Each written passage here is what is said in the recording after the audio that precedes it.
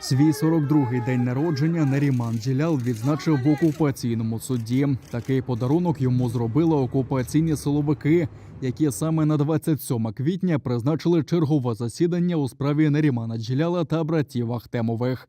Першого заступника голови Меджлісу звинувачують у нібито диверсії, зберіганні та перевезенні вибухівки. Його та братів Ахтемових Хасана та Азіза затримали 3 та 4 вересня минулого року. Усіх трьох звинуватили у підриві газопроводу, який живив окупаційну військову частину у Перевальному під Сімферополем. За словами правозахисників, це помста за участь Нарімана Джелялова на засіданні Кримської платформи у Києві, яка має на меті деокупацію півострова.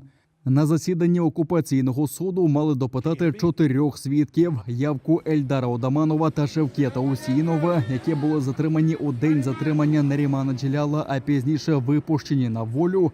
Обвинувачення забезпечити не змогло вже вкотре. Третій свідок перебуває поза межами Криму. Допитали лише засекреченого свідка під псевдонімом Бишовець.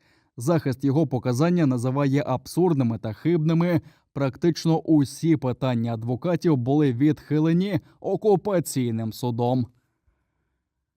Данные показания являются ложными, направлены исключительно на оговор наших подзащитных, в первую очередь Нарімана Джелялова, с целью создания таких условий в подтверждение, скажем, да, я не назову даже версии, а подтверждение обвинения именно, голословного обвинения наших подзащитных в совершении того деяния, которого они не совершали. То есть для устранения тех недостатков следствия, которые должны были быть установлены в силу определенных процессуальных требований статьи 73 Уголовно-процессуального кодекса Российской Федерации еще на стадии следствия, для того, чтобы можно было бы рассматривать данное уголовное дело в суде.